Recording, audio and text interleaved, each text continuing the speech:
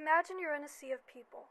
Everyone is a stranger, none have met before, and your only objective is to make a friend. The first thing you look for is commonality. Someone that you might relate to. Someone who may share your interests and hobbies. It's easier to talk to someone if you have something in common. However, hobbies communicate far more than you would think. Take, for example, archery. A long-standing pastime that requires patience, focus, strength, but most of all, capital. Not only do you need the time and energy to engage in this sport, but you need to purchase a bow and arrows, safety gear, a target, and a safe place to practice it in. On average, it can cost you thousands. Because of this, archery is considered an elitist sport. Now, maybe you don't consciously think about this when making new friends, but it's nonetheless true, and unfortunately, it's mirrored in occupational hiring. In this video essay, we will explore topics that address this phenomenon and the various aspects involved. This is cultural matching. What is cultural matching? Cultural matching is the process whereby employers seek potential employees based off of not only their skills and abilities, but also by their cultural similarities. This can include formal institutions such as law firms or informal institutions such as tech firms. While employers are looking for the people that are the most skilled and effective in doing the job, they are also taking into major consideration the people who are the most similar to them.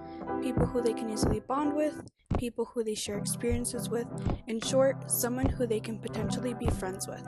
Within cultural matching, there are specific cultural similarities that play an important role in determining whether or not the candidate is from the same social world.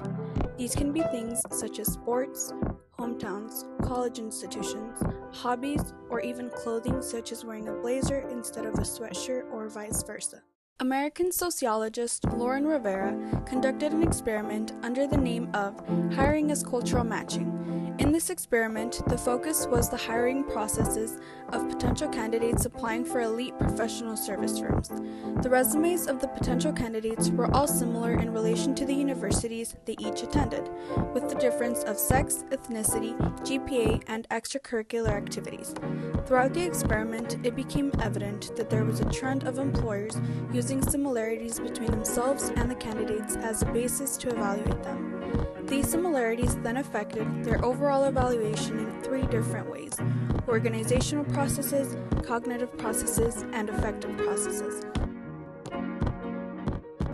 Ultimately, employers' hiring decisions are portrayed as deriving from assumptions of a candidate's human capital, social capital, and demographic characteristics.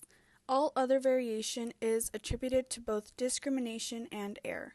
This phenomenon is referred to by Rivera as the gap.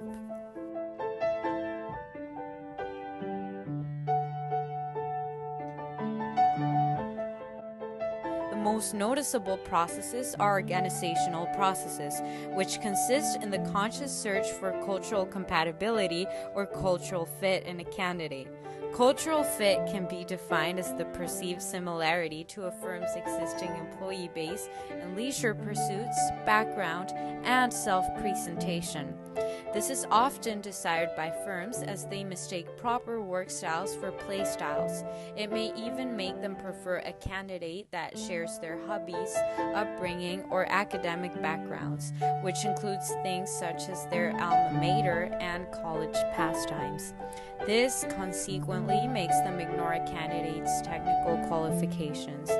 This is very desired because it improves retention and makes the employee's work experience more pleasant. However, the pursuit of cultural fit is justified by a misreading of known research on organizational fit, which is about a match in work styles rather than a focus on play styles, the latter being what employees actually seek. The organizational fit of a candidate refers to the shared values that delineate appropriate work style behavior. For example, being good at following instructions gives you a better chance to go into a practical and technical firm in which employees are expected to abide to specific instructions. On the other hand, being a creative and proactive person increases your chances for being hired by a firm like Google that really focuses on building an atmosphere that incites creativity within each employee. These are confused for cultural attributes since they are understood as natural, unlike teachable attributes.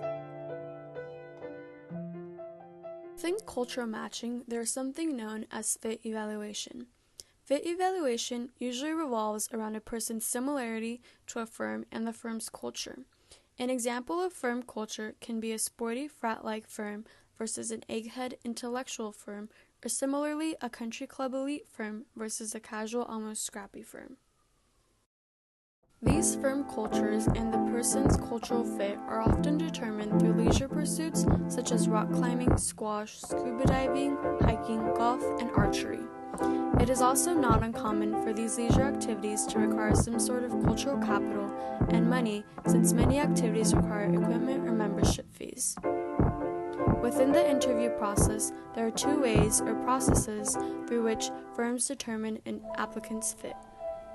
First is through cognitive processes, meaning the comprehension and evaluation of a candidate's qualifications. Through cognitive processes, interviewers use their personal experience as interpretive frames to make sense of others' experiences, as this process is more rooted in understanding and logic. In turn, interviewers may rate experiences similar to theirs higher.